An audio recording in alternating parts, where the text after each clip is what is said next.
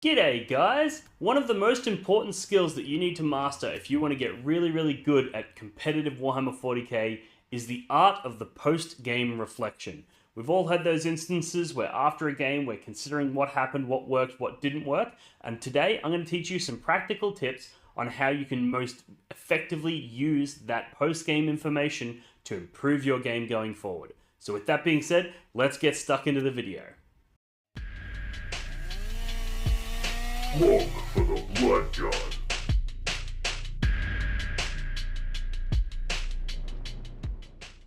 Blog for the Blood God exclusive high quality dice. Blog for the Blood God exclusive high quality dice. Blog for the Blood God exclusive high quality dice. Hi, I'm Dean Simbeck, President and CEO of Blog for the Blood God's exclusive high-quality dice warehouse and emporium. Due to a shipping error, I'm currently overstocked with Blog for the Blood God exclusive high-quality dice, and I'm passing the savings on to you! Roll 9-inch charges, pass invulnerable saves, roll high for damage, and score lots of hits. Check out the links in the description of this video to pick up your set today. G'day guys, before we get stuck into the video, I just wanted to remind you all that we do have a fundraiser raffle live right now. I'll put links in the description of this video, and that's a place where you can show your support for this channel and enter the draw to win a set of neoprene objective markers or some really cool Blog for the Blood God themed dice. This is a fantastic opportunity for you to show your support. I've currently got some pretty significant financial stresses in the way of veterinary bills for a very sick cat of mine, and I'm also representing Team Australia as captain this year for the World Team Championships. So I've got a lot of things on my plate, so any financial support that you can provide would be greatly appreciated and would be a great way of you to say thanks for the content that I've been putting out there for the last 10 plus years. So any support's greatly appreciated, links in the description, and with that being said, let's get stuck into today's topic. Alrighty guys, so every time you play a game, I'm sure you've had those moments after the game where you're reflecting on what may have caused you to lose. Whether it be in a tournament or a casual game, a pickup game or whatever, you'll often look back and you'll think, oh, if I only had have done this in turn 2, or if I only had have done that in turn 3 differently, I would have potentially won the game. And what I want to give you is a set of tools that you can use to analyze the overall trajectory of a game, because that's often the hardest thing for newer players to understand. It's very easy to realize, oh, I should have charged that unit instead of that unit. You know, everybody can make those sorts of micro, amendments to what your game plan was and try to project how the game would have been. But sometimes you look at the game and you're like, I didn't make any obvious mistakes, but I still lost. So the tricks that I'm going to teach you in this are going to give you a better understanding of that overall sort of tempo of the game and how you can retroactively look at your game and then make assessments on what you could have done differently. Alright, so the first thing that you can look at, which should be relatively obvious, but it'll set up a future point in this video, is that if you end the game with no models left on the table, i.e. you were tabled by your opponent, that generally means that you were too aggressive. That means that you didn't play cagey enough, you didn't hide your units, maybe you went all in on your first or second turn and didn't do enough damage and your opponent was able to table you back, right? So this is an example of where being hyper-aggressive, too aggressive, can end in your detriment. This happens to World Leaders players all the time. I've seen it happen to Chaos Space Marine players and players across every faction. They go too aggressive because they see opportunities to do heavy damage and they take them, and then if it doesn't work the way they want, they end up with no models left. And the ideal scenario should be that at the very end of the game, you should still have models left, because in order to win the game, you need to score lots of victory points, and in order to score those victory points, you need models on the table throughout the course of the game. So if you ever find yourself in a situation where you've been tabled, look back at the game and think to yourself, did I need to send those units out to secure that objective?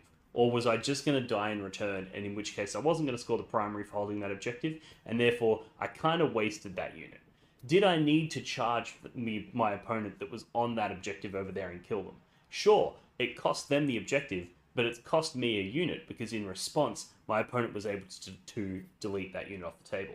Have I been using my units unnecessarily to achieve things that weren't necessarily required? And did I commit too much too early in the game? If you play a little bit more of a cagey game, hide your things out of line of sight, don't commit unnecessarily, have your units last longer, that will often result in a better scoreboard when you're able to achieve those victory points later in the game. Alright, the next point is kind of counterintuitive, and it is the inverse of that previous point. And that is that if you still have units left at the end of the game, often that is a symptom of you not being aggressive enough. Multiple times I'll verse my opponent and I'll be tabled by turn 5, or I'll have 1 or 2 units left. They'll still have half of their army, but I win the game. And they often look at the table and they're like, but I have so much stuff, like it felt like I was going to win. And generally what that means is that they weren't aggressive enough with their pieces. I was able to score all of my victory points. I was able to go out and deny them their victory points by trading my units for score.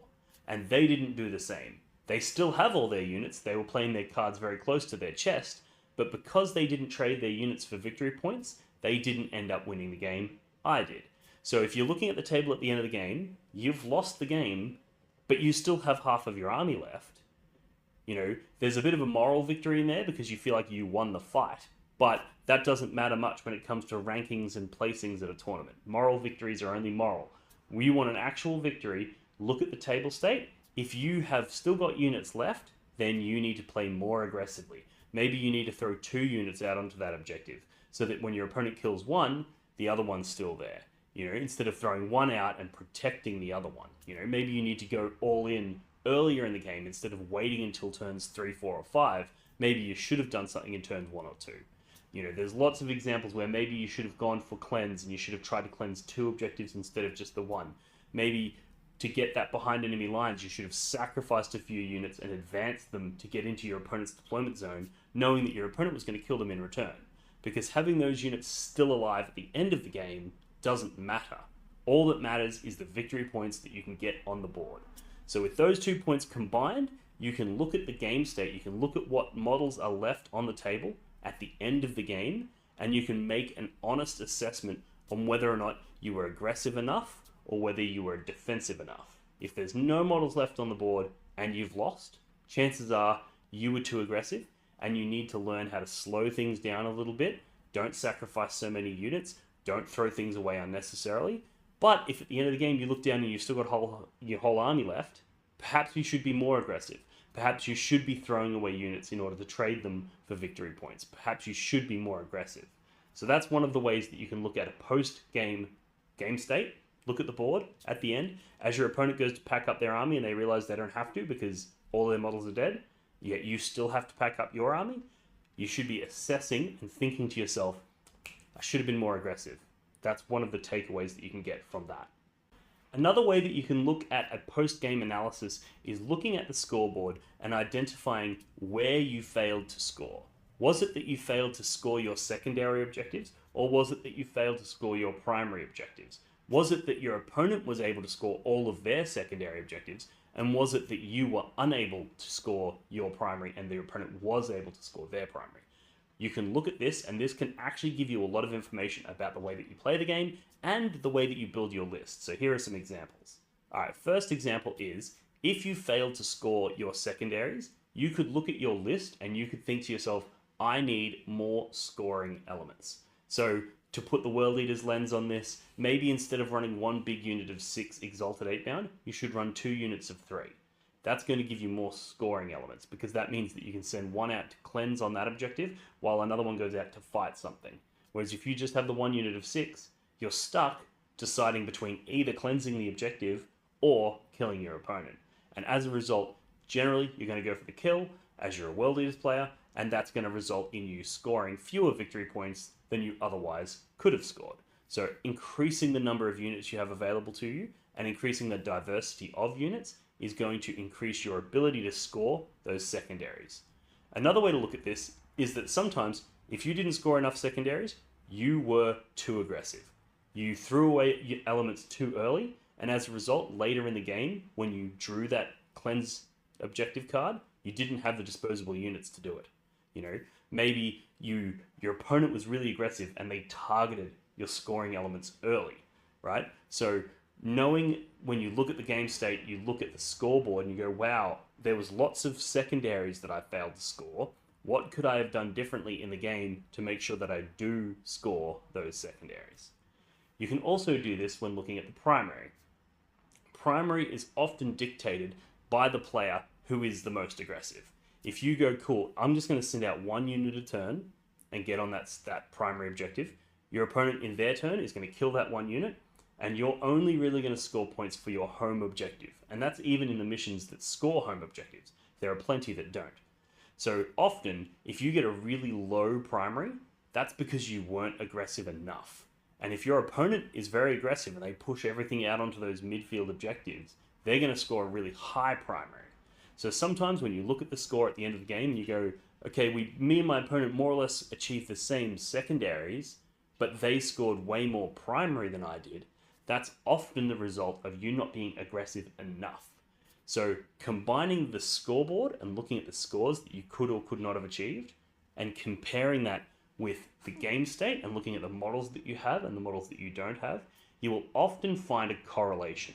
So you might realize that you still have half of your army left on the table, but you didn't score high on your primary.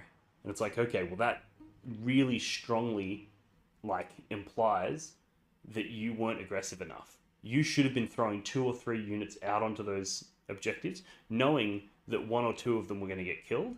But if you have 3 on there, then you know that you're going to score those primary points. You're going to sacrifice a lot of your army to do so, but you're going to score very high in primary. That's the aggressive play. Whereas if you end the game with no units left, right, and high primary, well then you know that you were quite aggressive. That was quite an aggressive play, which is ideal, right?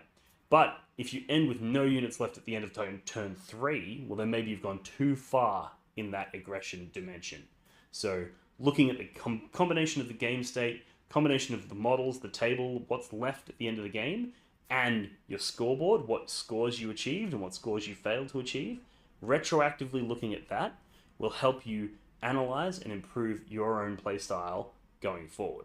And you'll even notice this when you're playing a 5 or 6 round event. You'll notice the things that you learn from rounds 1, 2, and 3 you can apply in 4 and 5.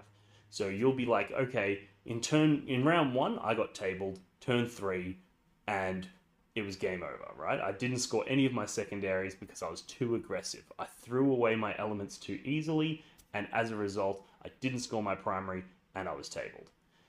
So you might then go, okay, cool. In my second game, knowing that by looking at the scoreboard and looking at the table state, that's how you know you were too aggressive. You know, when you get experienced at this and you get familiar with this, you'll have a sense for it. You'll feel that you were too aggressive, or you'll feel that you were too defensive.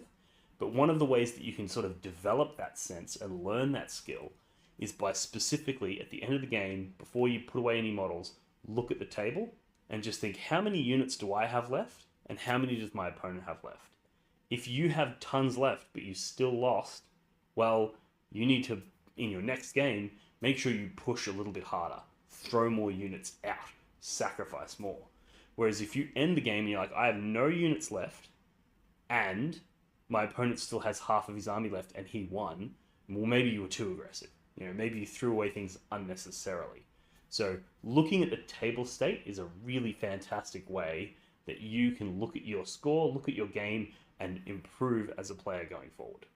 Alrighty guys, I hope you enjoyed that video. If you did, like, subscribe, comment, all that good shit. Head over to blogforthebloodgod.com. There's tons of information on there about how you can show your support for the channel, picking up a t-shirt like this, picking up dice, objective markers, all kinds of swag. We've got gaming mats, we've got terrain kits, we've got really cool stuff over there.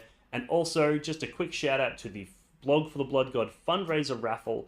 Links in the description. And if you're an Australian resident, it'll ask you to select your state. If you're not an Australian resident, just select whatever, or even if you are, it doesn't really matter. That's just for their internal record keeping stuff. So feel free to just jump on there, show your support, buy a $10 ticket and go in the running to win your set of objective markers and dice. And with that being said, I'm going to end it here. Thanks for tuning in, and I'll see you in the next one. Cheers. The Warhammer community suffers from some of the most prohibitively expensive essentials in the world, especially Australian content creators. Every single day, Dean wants to create content, but he can't. Suffering from old, worn-out brushes, expensive model kits, and costly software and equipment he can't endure much longer. Just look at this dirty paint water. Would you drink this? Would you let your child?